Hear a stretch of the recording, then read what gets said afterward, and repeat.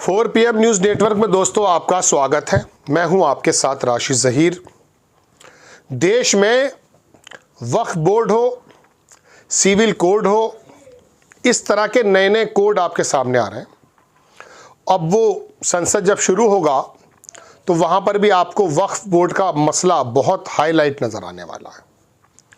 और बीजेपी और मोदी जी की या योगी की सरकारें, आरएसएस की प्लानिंग्स, वो दरअसल इस बारे में तो होती नहीं है कि दुनिया किस मरहले में जा रही है, यूरोप और अमेरिका की लड़ाई के बीच में क्या चल रहा है, चीन और फ्रांस क्या कर रहे हैं, बदलती हुई प्रतिस्पर्धा में चीन और अमेरिका क्या क्या आमने सामने खड़े हो गए हैं, इसके बारे में तो हमें मालूम नहीं। हम तो डुबकी लगाने में या वहाँ शहीद होने में बिजी हैं। सरकारें कह रही हैं कि साहब मालूम नहीं अभी कितना मरे हैं, वहाँ लाशों के अंबार दिख रहे हैं। क्या कर सकते हैं जब आप अपना सीना पीटते हैं कि साहब हम 40-45 करोड़ लोगों को स्नान करा रहे हैं और कमिश्नर रात को कह रहा है कि जो खोवत है वो सोवत है, जो सोवत है वो खोवत है, यानी कि स्नान कर लीजिए।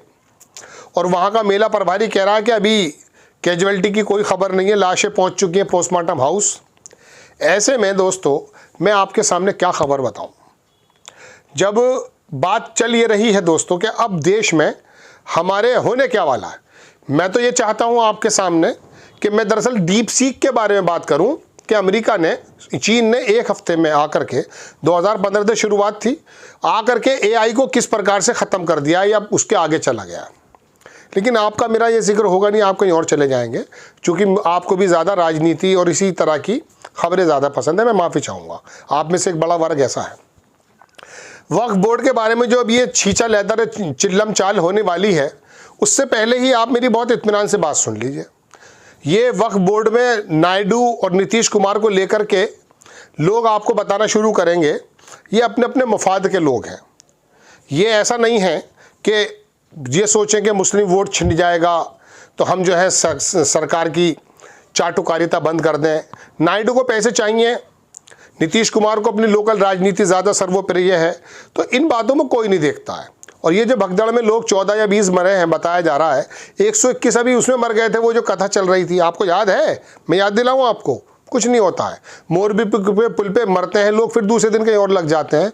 तो बात तो राजनीति की होनी चाहिए। राजनीति के अंदर अब ब्लैक एंड वाइट साफ होने वाला है। प्रदेशों में जो छोटे छोटे दल हैं, केजरीवाल दिल्ली में हो या अखिलेश यादव उत्तर प्रदेश में, ममता बनर्जी बंगाल में हो या बाकी चंद्रबाबू नायडू आंध्र प्रदेश में, अब इन लोगों की राजनीति धीरे धीरे किस प्रकार से ख़त्म होने वाली है ये मैं आपको बताने आया हूँ। देखिए, केंद्र में तो वाकई लोग कुछ ज़्यादा कर नहीं पाते, अपने अपने यूपी के लोकल के इलेक्शन में तो ये ज़्यादा होते हैं। लेकिन अब देश के अंदर एक अजीबोगरीब मामला बनने वाला ये है, या तो रहेगी कांग्रेस या रहेगी बीजेपी। रहना इन द सेंस इन लोगों को ही आगे आकर के आप लेकर आएंगे और आना पड़ेगा। वजह क्या है? अब चंद्रबाबू नायडू और नीतीश कुमार वक्फ बोर्ड पर चुप रहेंगे, मानकर चलिए माने, वो तो बल्कि लल्लन सिंह तो पक्ष में आ चुके हैं।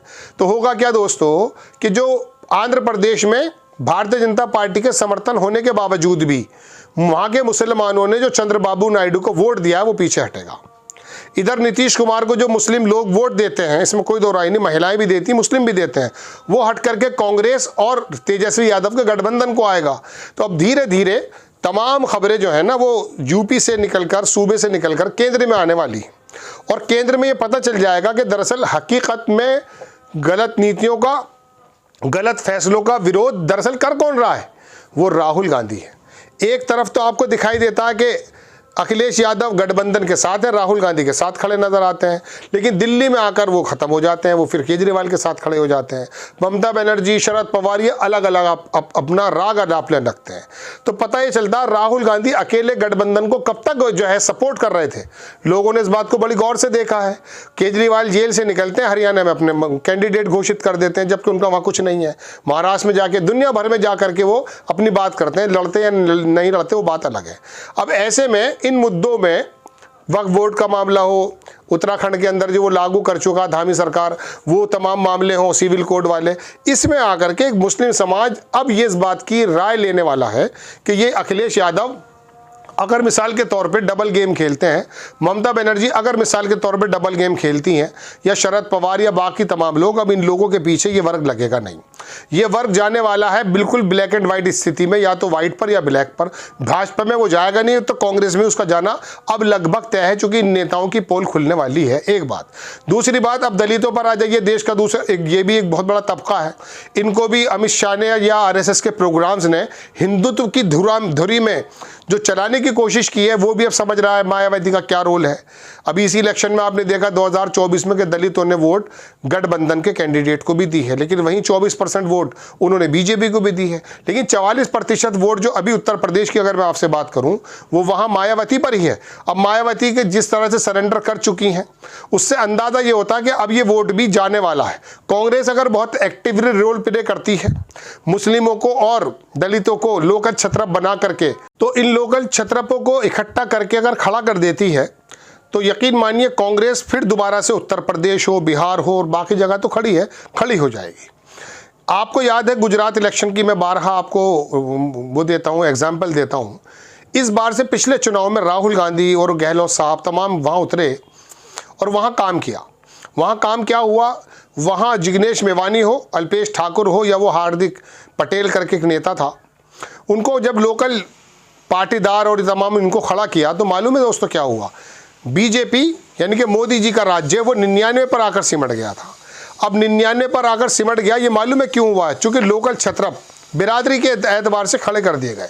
उत्तर प्रदेश में भी दोस्तों यही काम अगर कांग्रेस कर रही है, जैसा कि मैं देख रहा हूँ, अगर और ज़्यादा कर लेती है, तो आप यकीन मानिए कि यहाँ अखिलेश यादव के लिए हो, या ममता बनर्जी के बंगाल में हो, या शरद पवार हो, महाराष्ट्र के अंदर तो दलित और मुस्लिम, आप यकीन मानिए वहाँ अगर चुनाव आयोग की बात को दरकिनार कर दिया जाए, वहाँ कांग्रेस के ही पक्ष में। अब होता क्या है कि रिजल्ट में निकल के क्यों नहीं आता है, वजह उसकी यह है कि एक तो देर से काम शुरू हुआ है। अब जब हुआ भी है तो चुनाव आयोग हुआ, लोकल प्रशासन हुआ, इसकी भी शरारत के आरोप लगते हैं। हमारे पास कोई एविडेंस नहीं है, लोग कहते हैं कि ऐसा हुआ है। दूसरी बात यह है कि संगठन के एतबार से अगर छोटे छोटे प्रकोष्ठों पर लोगों को तैनात करके सिर्फ उनकी जिम्मेदारी तय कर दी जाए, ऐसा कोई पॉसिबल नहीं है कि ये तमाम वर्ग अब वापस राहुल गांधी या कांग्रेस की तरफ ना आए। चूंकि देश के लोग पहचान चुके कि व्यक्ति ज़मीन पर उतर के लोगों की बात सुनने जा रहा है, लेकिन राहुल गांधी के 2 हाथ पैर हैं। वो आदमी इतने बड़े हाथ पैरों का भी नहीं हुआ है। मोदी जी के पास तो दरअसल तंत्र है, तमाम विभाग हैं, नेता हैं, बहुत बड़ी फौज है, प्रोपेगेंडा करने वाले लोग हैं, गोदी मीडिया है, और मतलब क्या नहीं है। अब राहुल गांधी इधर काम करते हैं तो उधर छूट जाते हैं, उधर काम करते हैं तो उधर छूट जाते हैं।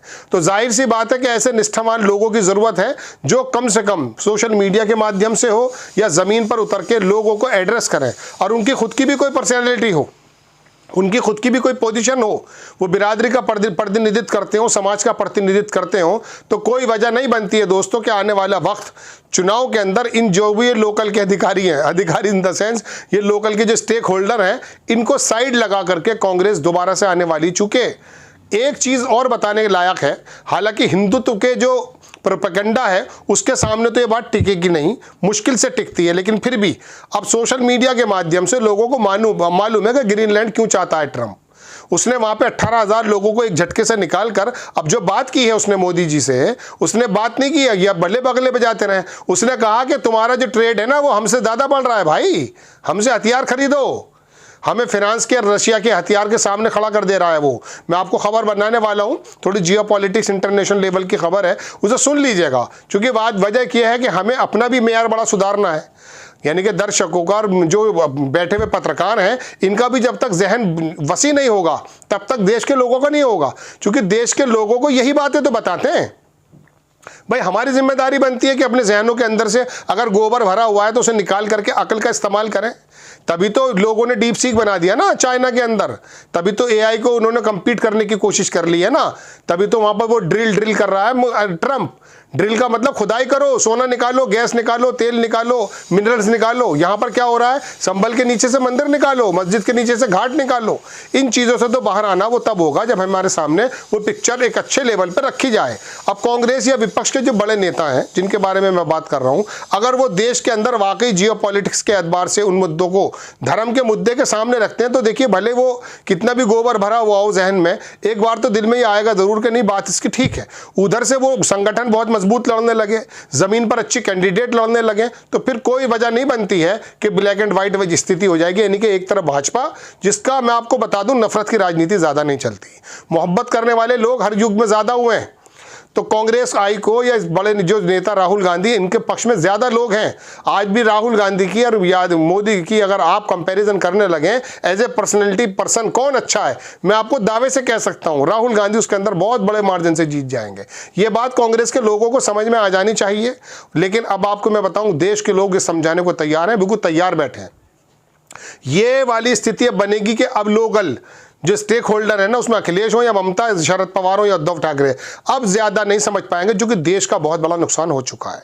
संविधान का खतरा, बहुत बड़ा नुकसान, आम लोगों का जीवन बहुत बड़ा जो मुश्किल में गुजरा, बहुत बड़ा नुकसान। ये बुनियादी रीजन जो राहुल गांधी उठा रहे हैं, कांग्रेस जो उठा रही है, उसमें वाकई कोई ना कोई जगह बनने वाली है। एक शेर मुझे याद आ जाता है, उसे मैं कह के अपनी बात खत्म कर देता हूं। शायर कहता है कि ये जो अंधेरों का बोलबाला है, ये जो अंधेरों का बोलबाला है, कोई सूरज निकलने वाला है। कल मैं दिल्ली में था तो मैंने देखा राहुल गांधी वहां उतरे हुए सड़क पर, मुझे अच्छा लगा। देर आयत दुरुस्त आयत। केजरीवाल के चक्कर में ये नहीं मतलब कि भाजपा आ जाएगी, भाजपा तो आ चुकी है जहां आना है।